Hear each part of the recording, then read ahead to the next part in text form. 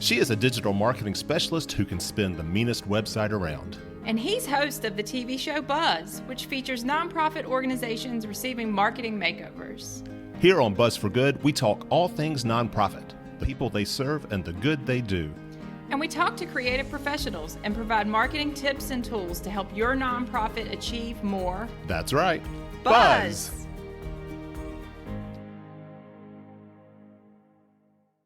Well, greetings, everybody, and welcome to Buzz for Good, our radio and TV show simulcast that we present in partnership with our friends at WFIR and Blue Ridge PBS. I am Michael Hemphill, creator and host of the TV show BUZZ that airs on Blue Ridge PBS.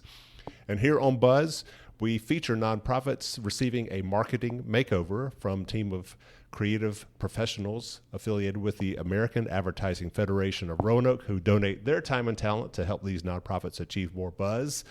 And my good friend here is... I'm Carrie Cousins. I'm president of AAF Roanoke and director of marketing for Lead Point Digital, a digital marketing agency here in Roanoke, Virginia. And you also have a new title to your name, and that is the Advertising Person of the Year. Yes, thank you. And we will talk about that a little later. We're going to talk about Roanoke Arts Pop, which was the biggest culmination of arts that happened this past weekend in Roanoke, and it was pretty phenomenal. It was spectacular at the Taubman Museum. We're going to talk about that later. And we're also going to talk about another organization, Feeding Southwest Virginia, which I'm sure everyone knows about. But this weekend marks 2 years to the day since basically the world came to an end and the start of the pandemic lockdown. And probably no other nonprofit has been impacted more, both positively and negatively, than Feeding Southwest Virginia, which last year celebrated its 40th anniversary. So we're going to spend some time featuring them later on in this episode. And I'll be offering some tips and tools to help nonprofits attract more buzz and get more people to their events. Because we got a lot of hopefully in-person events happening here in the calendars are filling up. They are, right, because we're, I think, just getting over maybe on the down slope when it comes to COVID. So Carrie's going to provide some great tips and tools on how to help nonprofits and for-profits attract more people to their in-person events. I would like to invite you to reach out to us on our social media, Buzz for Good. That's Buzz, B-U-Z-Z, 4, Good, on Facebook, Instagram, and LinkedIn, as well as our website, buzzforgood.com. Reach out to us and let us know what you think of the show.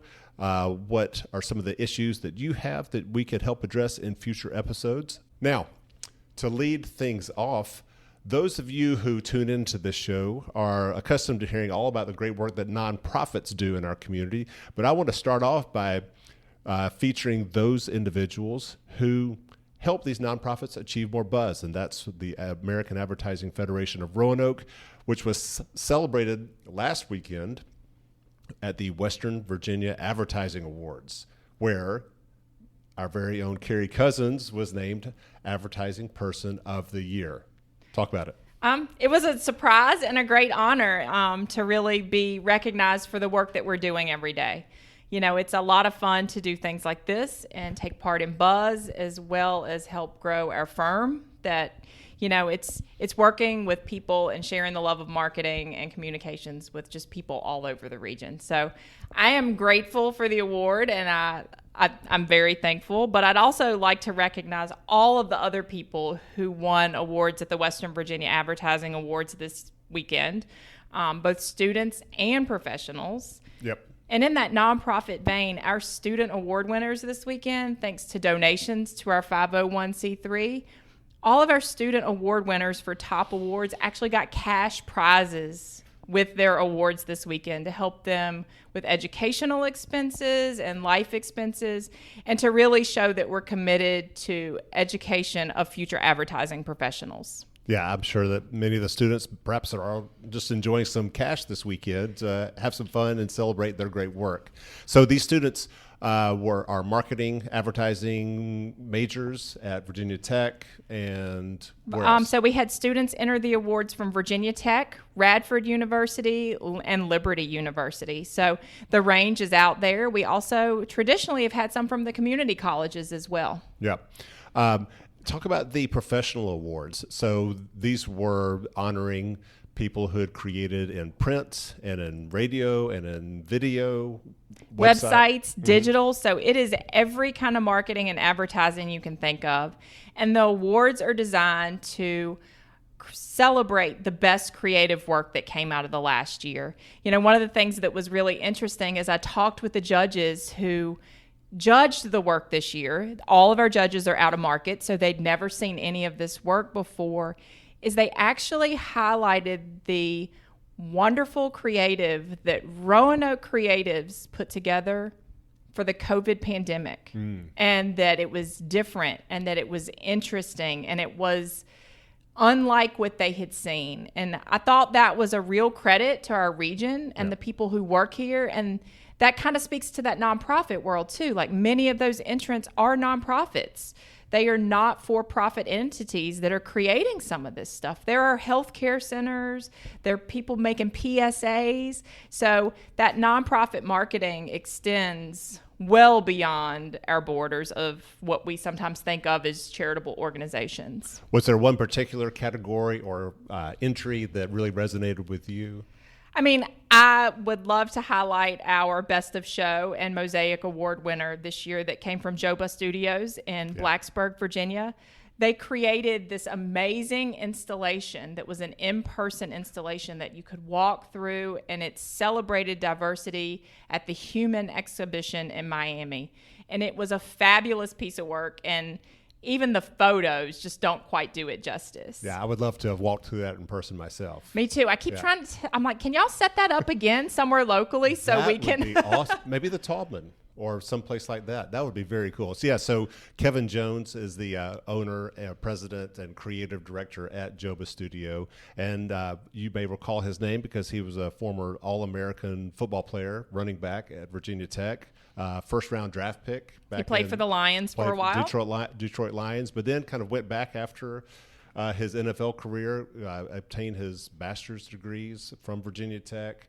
Phenomenal guy. He was also one of the hosts of the pilot episode of Buzz that we created back in 2019. Just a great guy. And so, it was really wonderful seeing him honored, along with everyone last weekend who was honored, including, of course, you.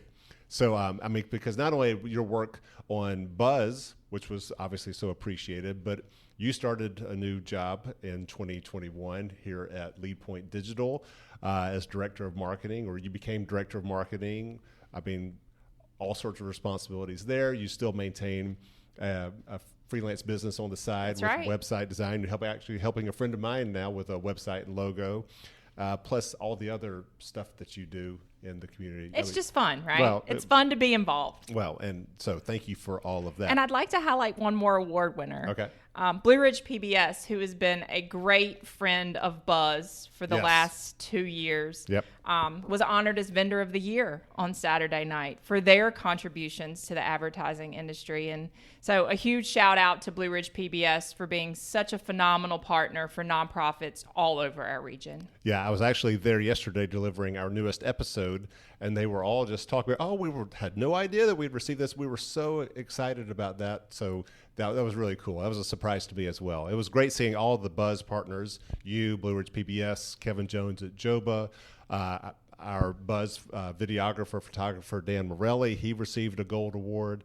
5 Points Creative, they received Best in Show. For website design? They've been featured a lot on Buzz. Michael Craighead at Nero Digital Design, he received a Silver Award. Correct. And he's helping Tudor House in an upcoming episode of Buzz. So it was really awesome seeing all these people who have donated their time for Buzz being duly recognized at the Western Virginia Advertising And we Awards. have our fingers crossed that they all win more awards as their entries move on to district and national competition now. That's right. So this was the local competition, which they win, and all those silver and gold and Best in Show award winners now go on to...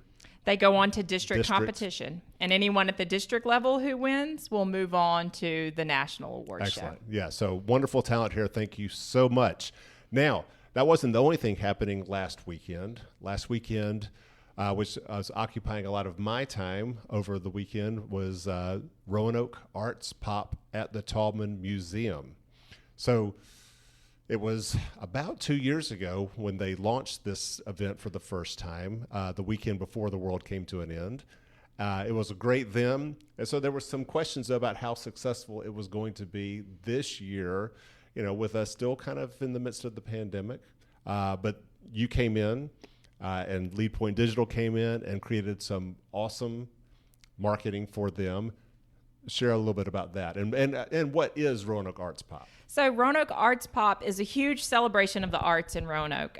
It helps get people involved in everything from what you think of as art, paintings and sculptures and exhibits, which are on display at the Taubman Museum all the time, to all of the things that maybe you aren't as used to seeing: performance art, dance, poetry, readings, face painting even. And we put it all in one place for 3 days so that you could come in and experience all of the art culture that's available in Roanoke. And it was all at the Taubman Museum. I think there were 35 partners involved. 32, yeah. 32 Pretty different yes, 32 arts organizations participated starting last Friday night, all day Saturday, and all Sunday afternoon. And it's just a phenomenal experience. You can experience things you may not know about. You can figure out how to get involved with things, and it was great for adults and children. Yeah, it was spectacular. I mean, I had the privilege of being able to attend each of those because we were there filming and producing an episode that will air on March the 23rd on Blue Ridge PBS. We'll talk about that more in a second. But it was incredible. It's things that you think of, what you would think of as art. Obviously the paintings, the ballet, representatives from Roanoke Symphony, but then also some really surprising ones. Fashion design. Fashionista Roanoke was there with just a spectacular fashion show. There was a new organization called Alternative Arts that is led by a guy named Johnny Camacho. Mm-hmm. Those of you who frequented the Deschutes tasting room in or you downtown, may know him from the Comedy Club. Or the Comedy Club. I didn't know him from the Comedy Club. I just knew him from Deschutes. But that's another story. but yeah, so Deschutes closed down, but he has started a new organization, Alternative Arts. And so he was there with his troupe of comedians. That was great fun. But then also Soul Sessions Roanoke. I hadn't heard of Soul Sessions Roanoke, but basically it's a group comes together once a week to do kind of freestyle poetry, rap, the spoken word, everybody coming together and just sharing their work and sharing their life experiences. And that was really cool. We're going to have some clips from that coming up on this show. But before we get there, so what do you do to help organizations try to get people to their in-person events now that we are hopefully moving in that direction? So in this post-ish pandemic world, I think people have a different expectation of what an event looks like. Mm-hmm. None of us really feel comfortable, I think, being in a crowded, enclosed space. Right. So it's creating an event feel that feels open and spacious, but exciting and interesting. Both events that happened this weekend, both the Western Virginia Advertising Awards and Arts Pop, were in large locations. Yeah, right. Where people had plenty of room to hang with their COVID crew, as you might put it, or to kind of mingle. And it became a personal choice. Yep. And I think that's kind of the key for these events moving forward, is making sure when you advertise your event and when you market your event, give people a feeling with a sense of security that they've got some room to breathe, and that they're not going to be packed into a really tight, enclosed space. And perhaps even having an outdoor option. Available. An outdoor option is phenomenal, so that you've got overflow, right? So that people feel like they can move in and out. Even if you've got an indoor option, but you have the option to open windows or doors or any of this to make sure there's more of an open air feel, all of this is going to contribute to effectively marketing your event. Mm-hmm. And then remembering during the marketing process for your event leading up to it, make sure you note these things so that people know you're going to have an open space. Think about the pictures you choose to promote your event. I don't want to see a bunch of people clustered in a room with no space, right? Right. I want to see single events, smaller groups, So pick your photography so that it mimics that. So I really liked your suggestion that you had for the Arts Pop was to really have very close-up photos of maybe 2 or 3 people, just their faces, the enthusiasm that they have on their faces, rather than this. Well, before we might have tried to get a big crowd shot just to show people how awesome this thing is because so many people are there. Well, we don't want to be in that environment right now. So it's really the up close and personal excitement that you see from just a few individual faces. And I feel like that's been one of our COVID takeaways, right? Yeah. We feel like we want the more close personal connections to people and events rather than that sardine packed in kind of feeling. Right. So you really did a great job, and we're actually going to show a little bit of that. What you're about to see or listen to now, so we have some, I guess it would be sneak peeks if you're watching this, or sneak listens if you're just tuning in on radio or our podcast. And that is from what we shot at the Roanoke Arts Pop last weekend. Some great individuals who represent these organizations that were presenting there. But we're going to start off with kind of the conversation that you had with Sonny Nelson, who is on the marketing team at the Taubman Museum, and kind of how you were going to go about promoting the event. And then following that, we've got some great clips from some of the people who were participating in Arts Pop and all that they were doing to really make Roanoke Arts pop. So here it goes. So thanks for meeting with me this morning. We are very excited to show you the stuff we're working on for Arts Pop this year. We put together a package of social media imagery and messaging, as well as some Google ads for you to really highlight what's going on that weekend and all of the partners that are involved in Arts Pop. So I'd like to walk you through the stuff we've created for Arts Pop. We've gone through and put together images and text for your social media channels so that people can see and experience Arts Pop virtually before they come to it live. So they've generated enough interest and they see the experience and want to be a part of it by the time it gets here. So we took images from your past events. We cropped them really tight. The tight crops show the nature of the event, show the excitement and the faces of the people involved, but keep you from feeling like it's too cluttered of a space in a COVID world. We wanted to show that there's a safe, accessible opportunity to experience art, and that's what Arts Pop is all about. So we did that with the images. So the big thing we wanted to showcase here with all of these parts is the partners and the number of art organizations and nonprofits involved in Arts Pop. While this is great for the Taubman and it's great to show Taubman art, this is about art with a big A. This is about art for everybody. And being able to showcase 25 groups and 25 organizations in a campaign in this manner is immensely exciting. Carrie, this is fantastic. Thank you so much. You've been so thoughtful in putting this together. You really have captured the spirit of this event, and we can't wait to share it with our community. Thank you. Thank you. It was a wonderful project. Last time on Buzz, we announced an exciting new partnership with the Roanoke Cultural Endowment and the City of Roanoke to produce 6 episodes in 2022 that feature our region's arts and culture and the organizations that bring them to life. In the first episode, we showcased how these nonprofits were preparing to bring back a weekend-long arts festival organized by the Taubman Museum of Art called Roanoke Arts Pop, which debuted in 2020 just before the pandemic and was canceled in 2021. Our good friend Carrie Cousins, president of the American Advertising Federation of Roanoke and director of marketing at Lead Point Digital, created an awesome online campaign to spread the word about the event. Now here on episode 2, we are at the Taubman Museum of Art, and Roanoke Arts Pop, well, it's about to pop. Keep the energy, keep the energy.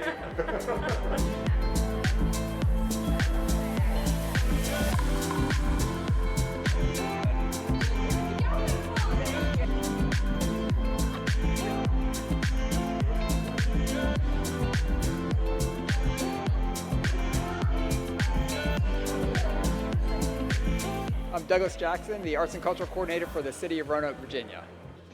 Hi, I'm Sydney Peterson, Executive Director here at the Taubman Museum of Art. I'm Shalene Powell with the Roanoke Cultural Endowment.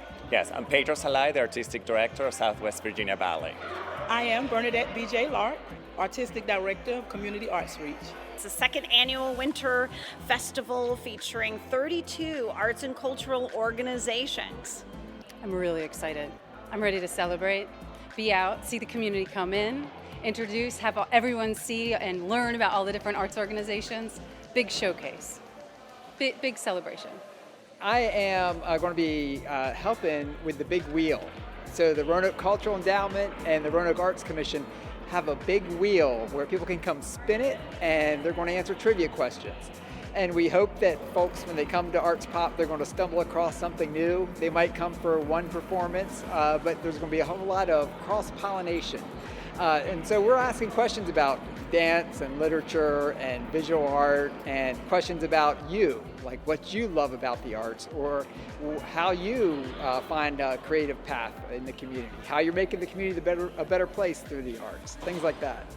It'll start out with Southwest Virginia Ballet Performance and the theater. We are doing 3 ballets, different excerpts. One excerpt from Ties, our Railroad Historique. We are going to present on May 14th the full length on Elmwood.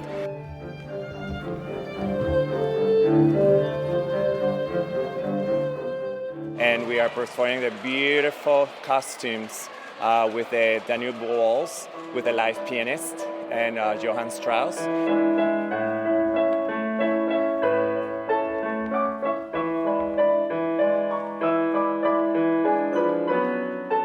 And the last piece I choreographed especially for this event called Silent Chorus from our lovely exposition from Eva Rocha, who wins the first place in the Hotbound exhibition, and that's called Silent Chorus, especially for this for the Roanoke's Arts Pop.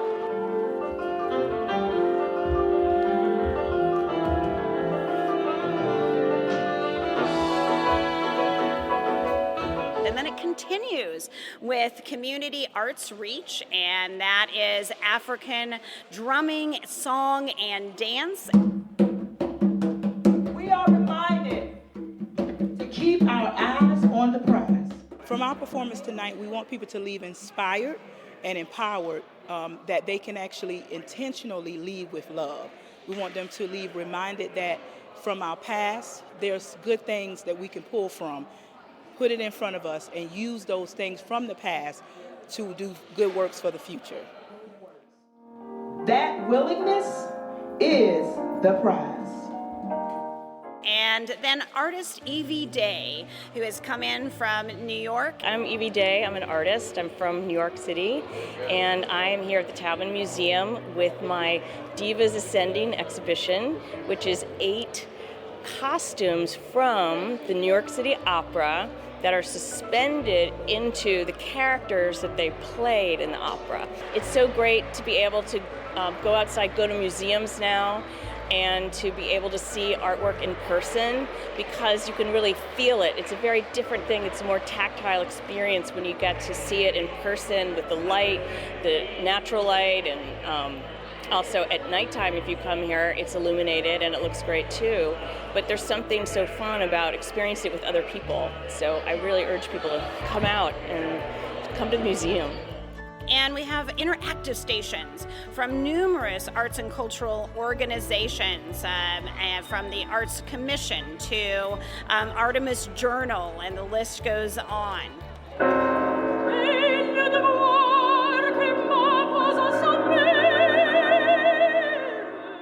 Well, I hope people leave inspired. I hope they see something new. I hope they laugh.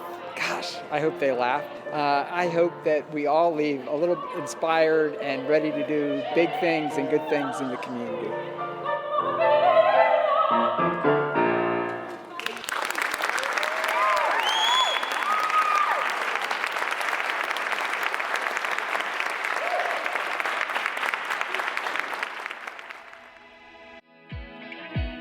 I'm Katrina King-Singh, Strategic Partnerships Manager and Assistant to the Executive Director here at the Taubman Museum of Art. We have so many things happening today. We're going to have performances happening on 30-minute increments from 10 a.m. to 4 p.m. Those include alternative arts, Artemis poetry readings, Southwest Virginia Ballet, Roanoke Ballet Theater, Alma Ensemble, Roanoke Symphony Orchestra, just to name a few of what's happening today. Virginia Children's Theater is going to be here. So we've got everything for all ages, and we're celebrating really all music, theater, dance, two-dimensional and three-dimensional artworks, and then all of the cultural organizations here in the area as well. I am so excited. It is so fabulous to have everybody in the museum, to see it brimming with movement and laughter and joy is just so exciting, and it's a great way to support all of the arts and cultural organizations here in our valley.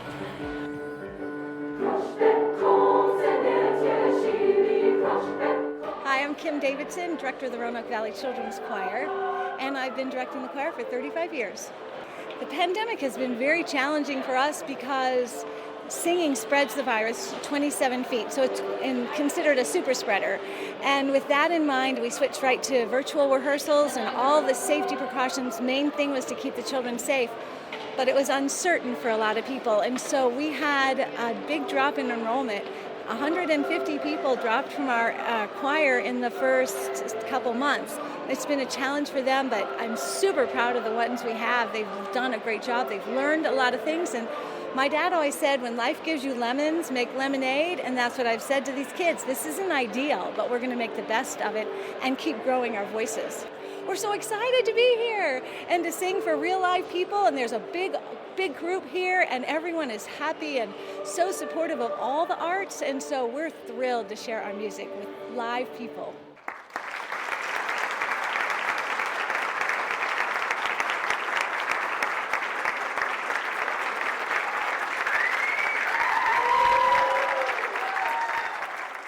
I'm Johnny Camacho. I'm the president of Alternative Arts Incorporated. We're a nonprofit in Roanoke, Virginia, that produces novel live events and experiences in order to subsidize our free and low-cost arts education. We are trying our best to highlight arts and culture that may be underrepresented. There's not a huge existing output of live comedy in Roanoke like there is in bigger, more established cities. And there is virtually no local busker or street performance scene, which is a hallmark of all sorts of places around the world. And comedy and street performance are some of the oldest and most democratic art forms in the world. So I hope people get a chance to see what we're doing to boost them in our area. My name is Garland Gravely, and I am the president and co-founder of Fashionista Roanoke Incorporated.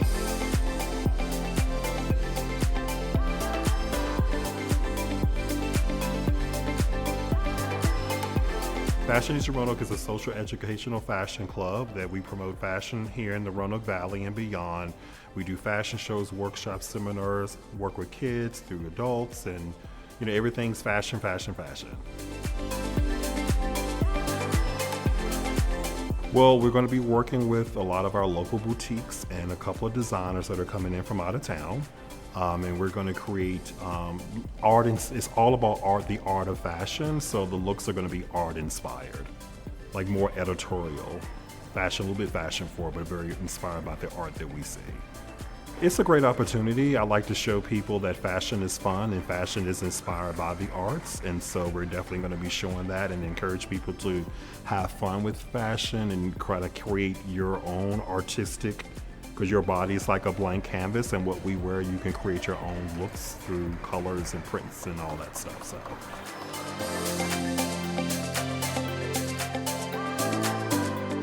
I'm very excited about it. This is one of my favorite events. When I first heard about it, we did it back in 2020, and this is, we were invited to do it again this year, so we're excited about that.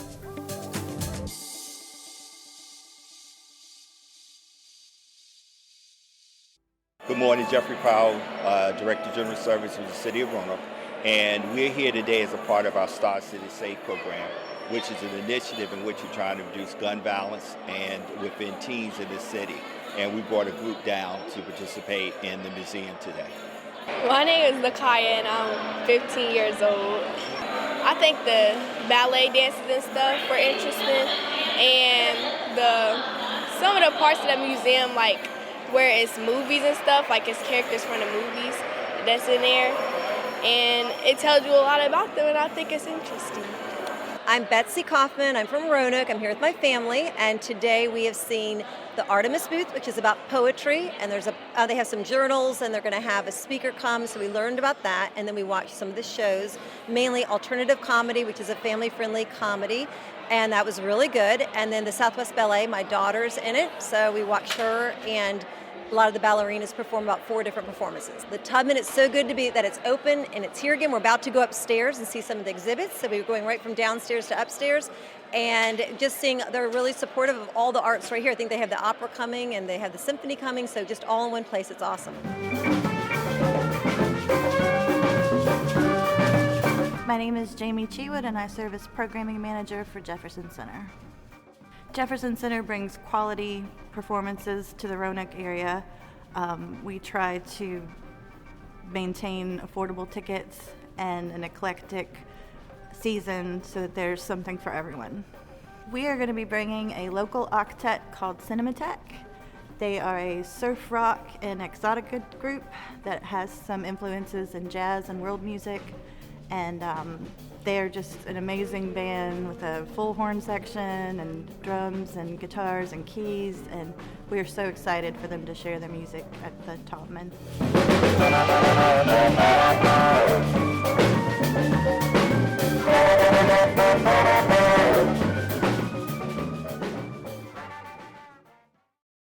I'm Sunny Nelson, Deputy Director of Marketing and Public Relations here at the museum. Today is day 3 of Roanoke Arts Pop, and it's just such an exciting day. It's a day full of literature, poetry, spoken word, and art making, and we're so excited to have everybody out for it. Hi, I'm Brian Hancock with Soul Sessions Roanoke. I'm the curator and founder for events with Soul Sessions Roanoke. Fighting through those low moments. Insecurities make you lose focus. Now hope is just beautifully broken. We are who we are. I said I'm fighting through these low moments. Insecurities make you lose focus. Now hope is just beautifully broken. We are who we are. We operate out of 114 Kirk Avenue, and it's a new venue called Versus. And what we do is we invite all walks of life to come down to speak their truth, open mic poetry and music, just filling the space with just different people, different voices that can help just uplift each other and have like a place where we can meet each other with vulnerability and honesty and champion each other in their truth. Now the world seems more hollow with leaders who just follow. However it go down, you better stay solid. From shallow to deep, still willing to dive in. Rolling with me, go ahead and climb in. I'm out the gate like dogs at protest, grab and attack wars, fierce for the conquest, live and direct from that hot sweat box, that meat cleaver to see that the beef gets chopped. Meanwhile, I'm fighting through these low moments. Insecurities make you lose focus. Not hopeless, just beautifully broken. And I am what I am. Thank you.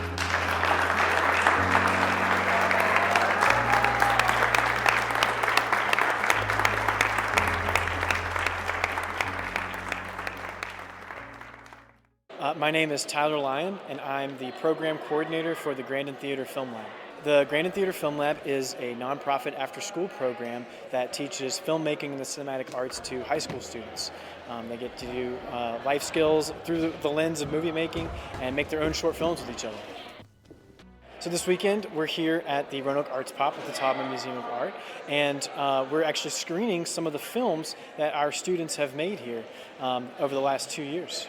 I think the really neat thing about Arts Pop is it brings together all these different types of art that you don't normally think about being in the same vein.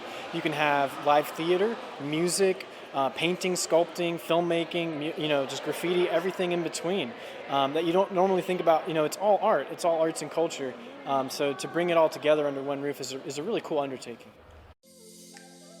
Hi, I'm Esther Hodges. I am 10 years old and I live in Roanoke.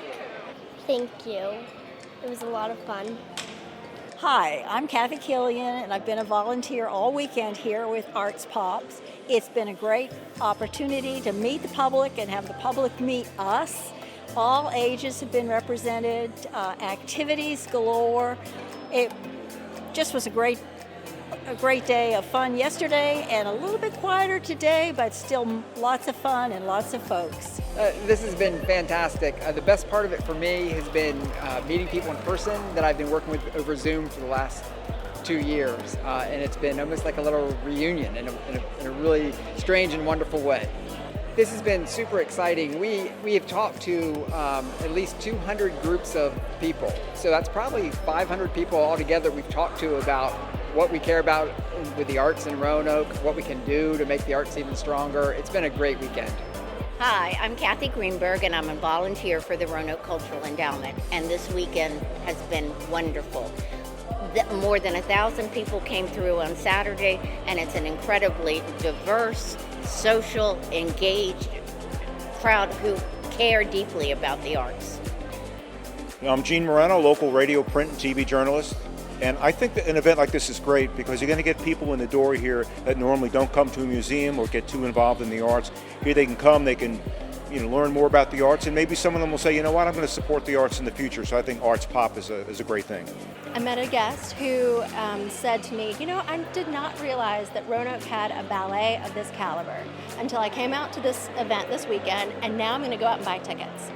And that's really what it's all about, is just discovering those arts organizations and all the things that we have to offer here in Roanoke. So I'm really glad to hear stories like that people are really enjoying learning about the arts and culture in Roanoke. Give us something about Roanoke Arts Pop. Roanoke's Arts Pop, you don't stop, we love it.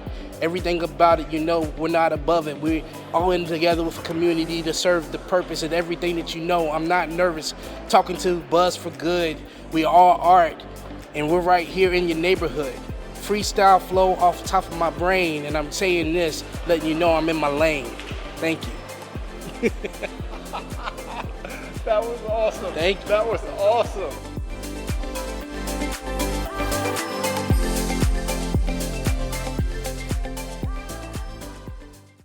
Yeah, so a great event. Now, if you didn't see the event or experience it in person, or maybe if you did and just want to relive the magic, we are going to be showing this on BUZZ on Wednesday, March the 23rd at 7 p.m. on Blue Ridge PBS. We would also invite you to come to a watch party at the Grandin Theater that night, where you can come and gather with others who were part of the event and see it in person in more of a community setting. And it's a free event. So come to the Grandin Theater on March 23rd. The event's going to start at 6 p.m. Doors open. 6:30, we're going to show an episode that we aired in February that kind of previewed the event.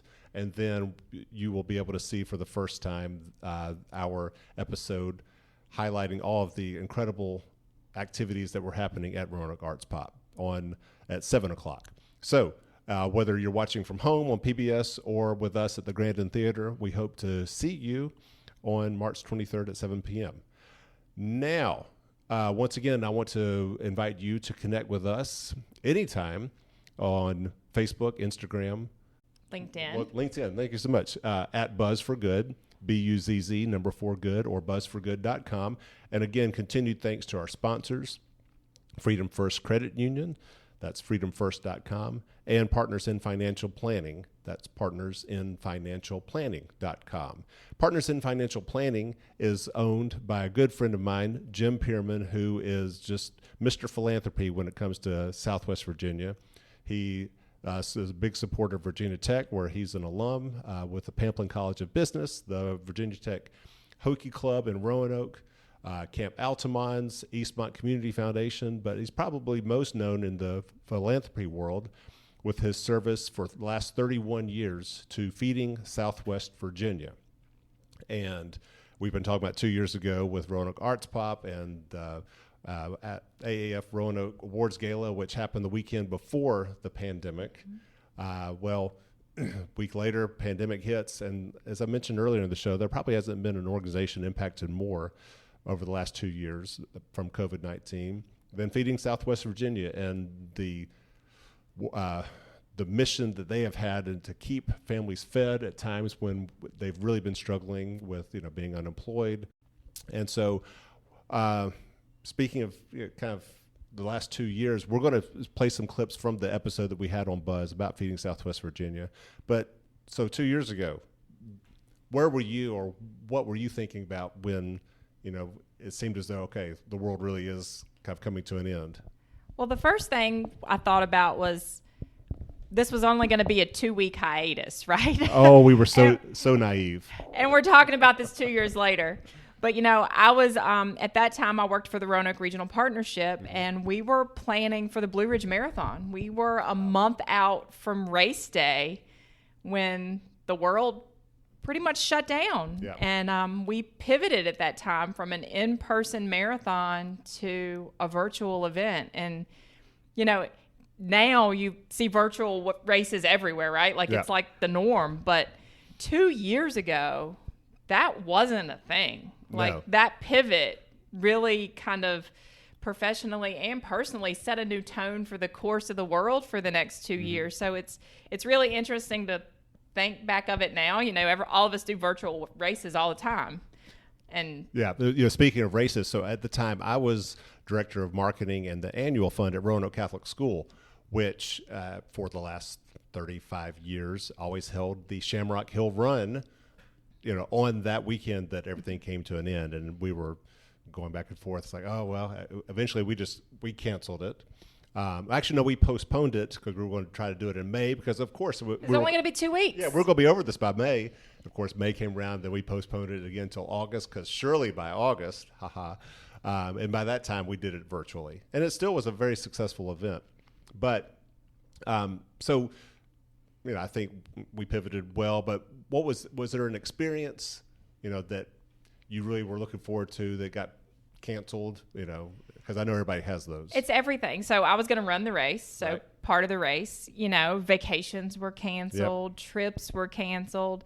But I feel like looking back now, there were these big opportunities that came out of the world shifting, right? Yeah. BUZZ grew out of that. That's right. Yeah. This started in a pandemic world. It did. And, I think for me, it made me realize, wow, life is short. We don't know when the world might come to an end. And, let's embark on these opportunities that maybe we've been kind of putting on hold thinking that we'd one day get to. Right. And so, it was cool. I appreciate you mentioning that. So again, Feeding Southwest Virginia, they came along and really stepped in and filled a need that was just increasingly vital. Thankfully, a lot of people recognized that need out in the world and were able to support them financially so that they could do their work. And at the same time, in the middle of this pandemic, in 2021, Feeding Southwest Virginia was planning on celebrating its 40th anniversary, a huge milestone for them.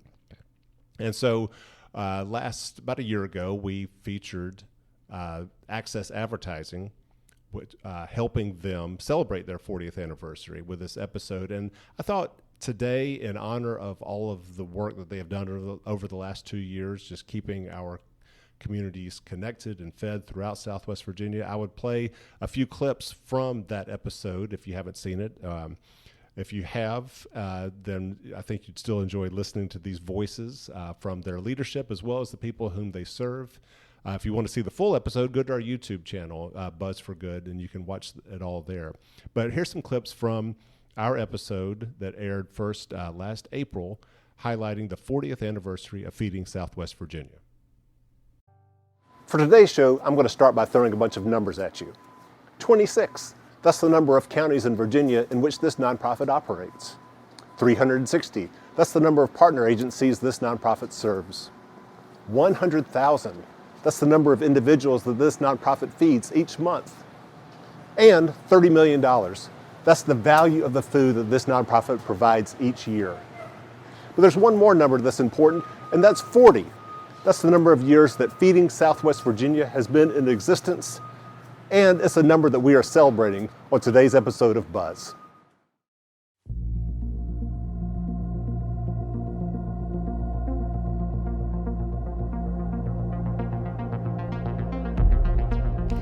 Well, I'm Pamela Irvine, and I'm President and CEO of Feeding Southwest Virginia.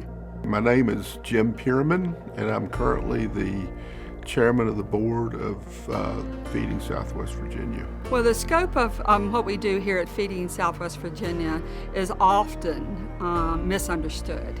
First and foremost, it took me about 3 days to ride through all of our 26 county area so many years ago, looking at the communities evaluating the community needs, and then talking to organizations that really wanted to make a difference and feed people. We've had challenges, natural disasters, human disasters of not having enough money to do what we needed to do sometimes. And of course, in the last year, the face of COVID, the epidemic, which has affected not only our people, but all the volunteers that work in our agencies, and it's made it very challenging to continue to get food out. A lot of people didn't understand. We were there with Virginia Tech during the tragedy. We were on site and provided all the meals for that week, partnering with the Salvation Army.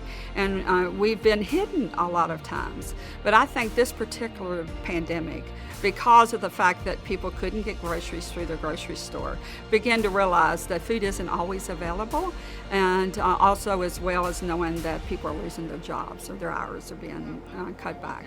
Well, it starts with our agencies. Every agency pretty much is made up of volunteers. That's hundreds, probably thousands of individuals that volunteer at individual pantries, churches, all different kinds of food distribution organizations. They always say it takes a community to feed a community, and that's true. We started with 3 individuals. Now we have a little less than 50 staff and thousands of volunteers. It takes a board of directors that are passionate and engaged in the work that we do and really care about people. So it takes a lot of partner programs, 360 some, and donors, thousands of donors that help us.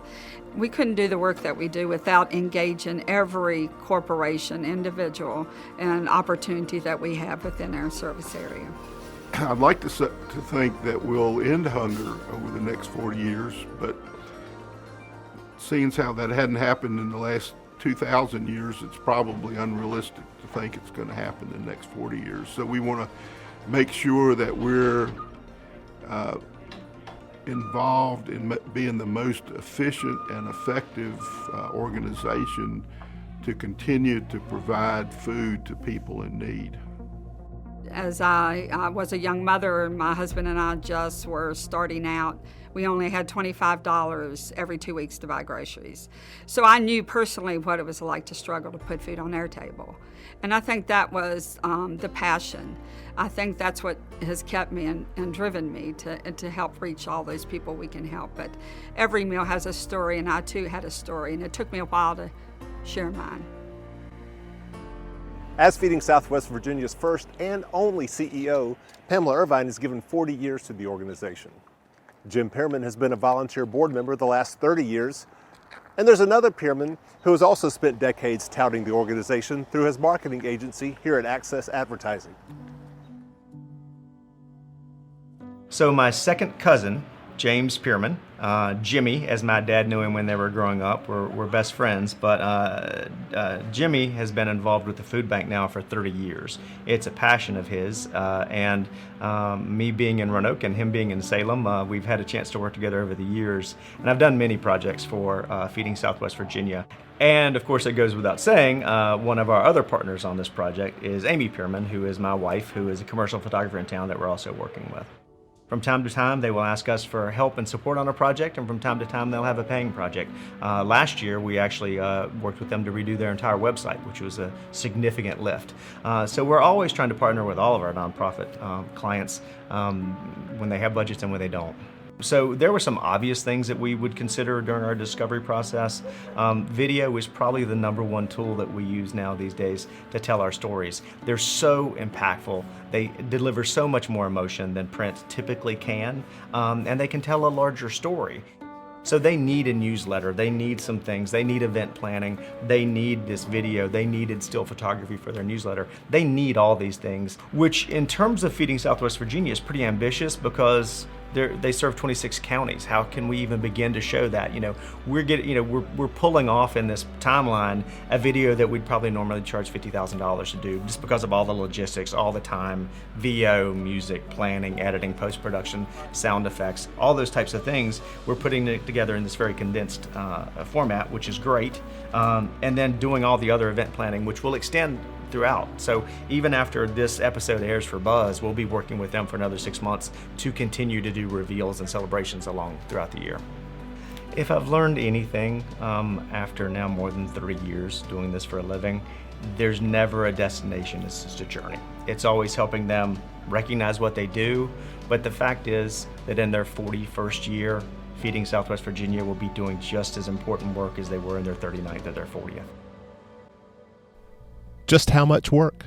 For that, we traveled from their headquarters in Salem, 120 miles southwest, to their other main distribution site in Abingdon, where each week volunteers arrive to pick up groceries that they then distribute back home. Volunteers like Pat Williams and her church from Tazewell County, some 2 hours away. People don't realize just how bad it is on folks trying to go and get food. Because like a month ago, the food was $50, now it's $75 and $100. Because if they don't get the free food, they're not going to be able to eat. And we have a lot of families that have children that they come in crying because they don't have food. And we accept volunteers at our church if they want to come and help. You're a volunteer. I'm over it. I'm what my pastor calls a supervisor. I have to tell everybody what to do. How many volunteers do you have working with you? I have 14. And they come in and they help. Nothing. Just give them some vegetables and things and they're happy. Because they can't afford it. They're like me. They're on a fixed income. Because I lost my husband and I lost $700 income. And believe me, it's not easy. So, you know, everybody that can, please help Feeding America because they really need it. But Feeding Southwest Virginia isn't just in the business of giving out the proverbial fish. They're trying to teach folks how to fish, like here at the Community Solutions Center in Roanoke. The Community Solutions Center is just that. It's a true effort started by the City of Roanoke, Roanoke Police Department, and Feeding Southwest Virginia in an effort to provide communities and systemic strategies to help the Northwest community in Roanoke, Virginia. One of the things we really focus on is providing meals and food for children across the city. Being able to come together in this building, utilizing staff, students that come into the programs, and then volunteers from the community to be able to prepare, cook, package meals that are distributed to about 30 sites across the city. These cohorts, the students in the cohorts actually leave with culinary skills. They have basic skills that are actually taught by one of the area's leading chefs. They'll have meal production skills so that when they go out into the community, into jobs, or even if they want to start their own business, they're able to understand what it takes to produce food for up to 500 people at a time. And then they also are able to take part in our community efforts. Since COVID, we actually distribute directly out of the center, so we no longer just pack it up and send it to different sites. We actually have the community members come to the center to be able to obtain food, which is so helpful for them when they have limited access, limited transportation. They can come right here to this hub and obtain food several days a week. And they'll be pulling up in just a moment just to be able to, we'll load their cars with those boxes. Today they'll get one large box of staples, which will include beans and oatmeals, their cereals, their grains, different and their proteins, as well as then after that they're going to get an extra couple of boxes along with their gift bags today. I'm Sherman Lee, Mayor of Roanoke, and on behalf of our City Council, I am proud to present Feeding Southwest Virginia, all of their staff, volunteers, board members, and community partners with this proclamation, congratulating them and thanking them for their 40 years of service fighting hunger in our region. And lastly, here we are in front of the Wells Fargo Tower, one of the tallest buildings in Southwest Virginia, which is typically illuminated in white lights at night. But in the coming days, it's going to be illuminated in Feeding Southwest Virginia's colors of orange and green in celebration of its 40th anniversary. Thank you for all that you do fighting hunger in our communities.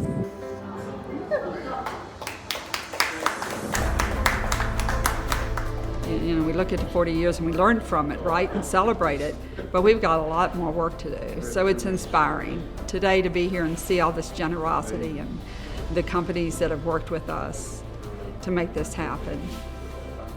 The food bank is just a building. It's the people that make it special, and I think this is a tribute to all of them. Our passion calls us, and our purpose drives us. People inspire us.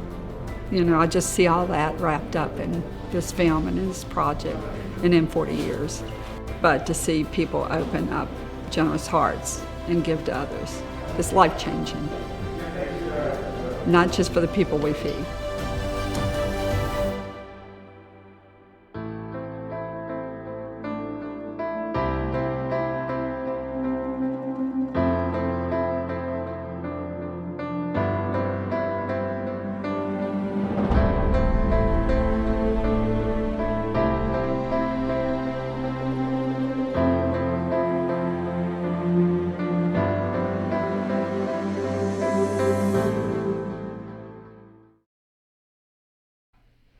Excellent. So, again, thank you, Feeding Southwest Virginia, for all that you have done and continue to do in Southwest Virginia. Now, my favorite part of the show, where I turn it over to Carrie Cousins, who provides us with her No Budget Marketing Minute. What you got today? Well, today I want to help you help your partners help you. So that's a lot of helping. That's a lot of helping. That's Okay. what nonprofits are about, That's right? right. It's Okay. all about helping. So my advice to you today for the No Budget Marketing Minute is to create a simple pitch letter that you can provide your partners. So Buzz for Good Yep. is working with AAF Roanoke. Right. You're going to give me the words and messaging to share with my audience about Buzz. Okay. Because you know it better than anybody else, right? So write a couple of paragraphs about your nonprofit and fill in the blanks, right? Hey, our nonprofit, AAF Roanoke, is working with Buzz for Good. Buzz for Good is, fill in all the blanks. Mm-hmm. And we're going to have a premiere party on, fill in the blanks. And if you would like to help our organization that you already support and our partner in Buzz for Good, you can attend the event on this day. You can share it on social media, or you can talk about it with your friends. And it allows both organizations to share the benefit of each other. You're creating an ambassador network. By pre-writing this little script and providing links to your social media, you just made it so easy for your partners and your ambassadors to share whatever you're doing. It works great for events. It works great for general promotion of campaigns on social media, and it helps engage a wider audience. That's lovely. And it reminds me of an episode that actually we're working on right now in partnership with Freedom First. So they're sponsoring an episode that they wanted us to feature the Council of Community Services. And Council of Community Services, they are going to be hosting this year's version of the old Roanoke Valley Gives Day, what they're calling it Give Roanoke, and it's on April the 20th. And what Freedom First is going to do is basically devote a lot of their marketing dollars that they would typically spend, promoting Freedom First.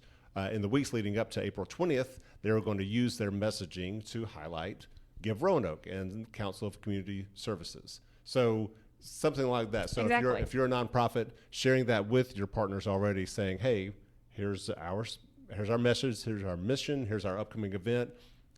It's all about amplifying your message, right? Love it. And if you can provide the toolkit for others to share your message, it's easy, and they'll be more likely to do it. If I have to come up with it and I don't quite know, Right. it's a lot harder to do. It's more effort. But if you do the work, do the legwork, provide the legwork for your partners, it makes it really easy for them to share and help you.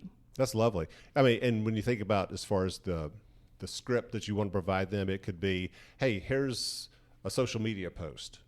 Would you share this on your channels Exactly. with this caption? Or here's, for your company e-newsletter that goes out once a month or once a week. Could you insert this in there? Yes. Love Giving it. them all the tools. That is fabulous. Great suggestion. And conveniently, how much of a budget does that cost? None. None. So it is no budget. It's Awesome. 100% free. Excellent. Well, Carrie, thank you so much always for your work that you provide to nonprofits here in the region. Congratulations again on your Thank you. Advertising Person of the Year award. Keep up the good buzz for the 2022. And I want to thank everyone for tuning in again to listen or watch our show, Buzz for Good. Find us on social media, Buzz for Good, or buzzforgood.com is our website. And we will look forward to seeing you back next time here on Buzz for Good.